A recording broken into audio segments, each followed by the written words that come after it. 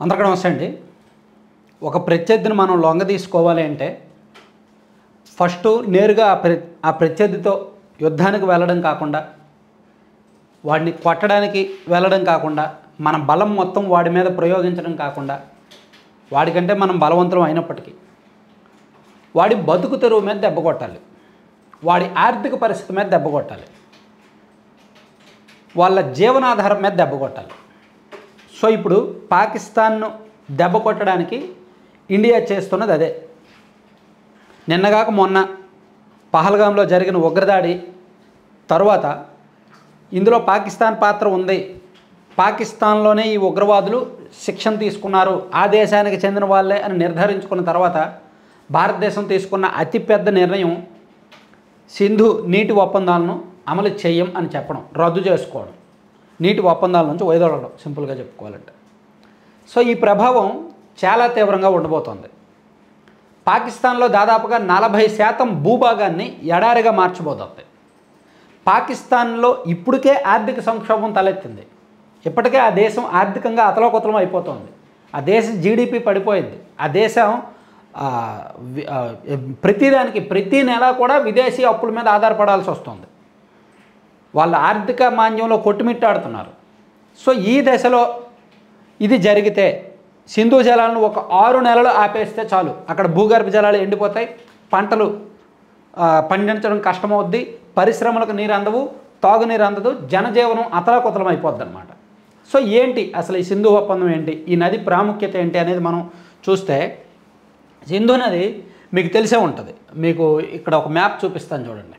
So Sindhu నది ఏంటంటే టిబెట్లోని కైలాష్ పర్వత శ్రేణుల్లో పుట్టి లడాక్ మీదుగా, ఇదిగోండి ఇక్కడ మీకు కనిపిస్తుంది కదా, ఈ లడాక్ మీదుగా పాకిస్తాన్లోకి ప్రవేశిస్తుంది. ఇలా ప్రవేశించే క్రమంలో దీనికి ఉపనదులు కూడా కొన్ని ఉన్నాయి. ఇదిగోండి సింధు నది ఇలా ప్రవేశించే క్రమంలో దీనికి ఉపనదులు ఉన్నాయి.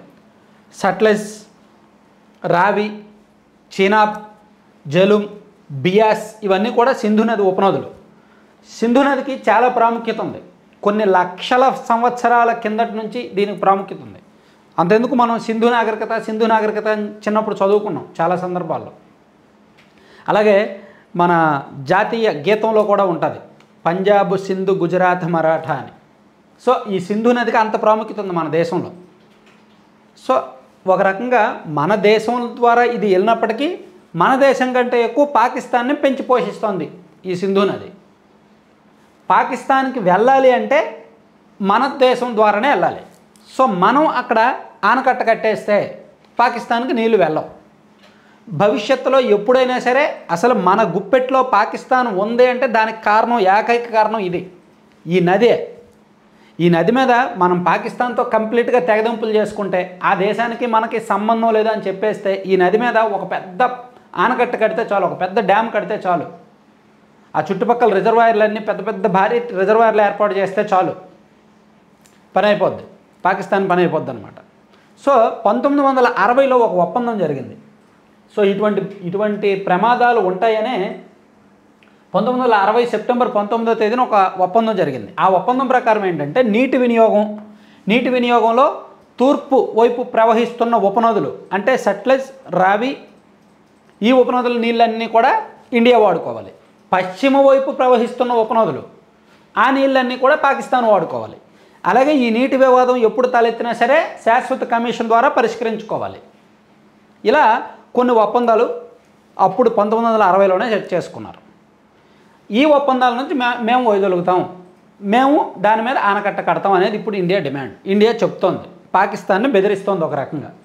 సో ఎందుకంటే దాని ప్రభావం అంతగా ఎందుకు ఉందంటే, ఇండియాలో మొత్తం ఈ సింధు నది 3180 కిలోమీటర్లు ప్రవహిస్తుండగా మొత్తం స్టార్టింగ్ నుంచి ఎండింగ్ అరేబియా మహాసముద్రంలో కలిసే వరకు, అక్కడ కైలాష్ పర్వతాల్లో స్టార్టింగ్ నుంచి అరేబియా మహాసముద్రంలో కలిసే వరకు 3180 కిలోమీటర్లు ప్రవహిస్తుంటే భారతదేశంలో 1114 కిలోమీటర్లు, ఇండియాలో 1114 కిలోమీటర్లు, పాకిస్తాన్లో సుమారుగా 2000 కిలోమీటర్లు.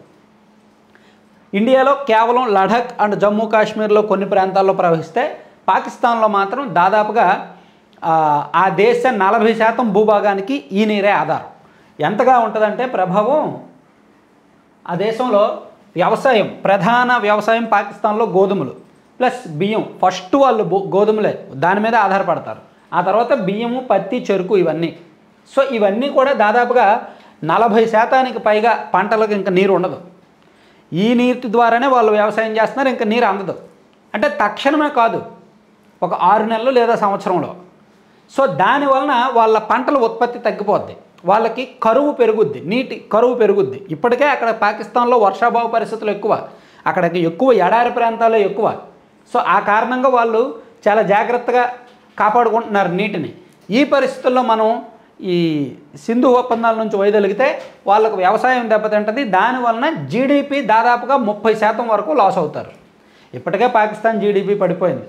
ప్రపంచంలో ప్రతి దేశాల దగ్గర కూడా వాళ్ళు అప్పు చేస్తున్నారు. అంటే ఆర్థికంగా బలంగా ఉన్న దేశాల దగ్గరకు వాళ్ళు అప్పుకి వెళ్తున్నారు. చైనా దగ్గర ఎక్కువగా అప్పులు చేస్తున్నారన్నమాట వాళ్ళు. సో అట్లా పాకిస్తాన్ ఆర్థిక సంక్షోభం ఉంది, ఆర్థిక మాంద్యంలో ఉంది కాబట్టి అక్కడ పేదరికం పెరుగుతుంది. కాబట్టి ఈ దశలో జీడిపి ఇంకా తగ్గిపోతే పాకిస్తాన్ మరింత పేదరికంలోకి వెళ్తుంది అనమాట. అలాగే కరువు, ఒక 40% పైగా ప్రాంతాల్లో తీవ్రమైన కరువు కాటకాలు వస్తాయి. పరిశ్రమలు నడిపించలేరు, జనజీవనం అతలాకుతలమవుద్ది, మూగజీవాలకు కూడా నీళ్ళు అందదు, తాగునీరు ఉండదు.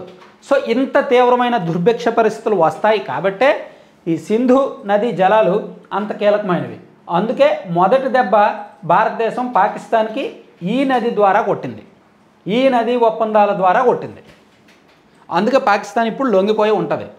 లేదు మాకు ఖచ్చితంగా మీరు ఒప్పందాలు చేసుకోవాల్సిందే, మీరు ఆ ఒప్పందాలకు కట్టుబడి ఉండాల్సిందే. 1968లో మనం ఒప్పందం చేసుకున్నాము, మీ మీద ప్రపంచ బ్యాంకు లేదంటే అంతర్జాతీయ కోర్టుల్లో కేసు వేస్తాము, అప్పుడు ఒప్పందం చేసుకున్నప్పుడు ప్రపంచ బ్యాంకు మధ్యవర్తిత్వంగా ఉంది, సో వాళ్ళ దగ్గరికి వెళ్తాము అని అన్నా సరే కుదరదు.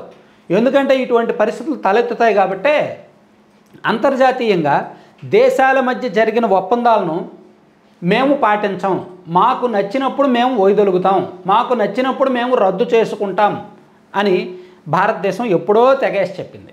అంతర్జాతీయ ఒప్పందాలు మేము ఖచ్చితంగా అమలు చేస్తాము అని చెప్పే వియన్నా ఒప్పందం అని ఒకటి ఉంది, దానిలో భారతదేశం సంతకం చేయలేదు. సో మాకు నచ్చినప్పుడు మేము ఏ దేశంతో అయినా తెగదంపులు చేసుకుంటాం, మాకు నచ్చినప్పుడు మేము ఏ దేశంతో చేసుకున్న ఒప్పందాలనైనా రద్దు చేసుకుంటాం అని భారతదేశం ఎప్పుడో సంకేతాలు ఇచ్చింది ప్రపంచ దేశాలకు.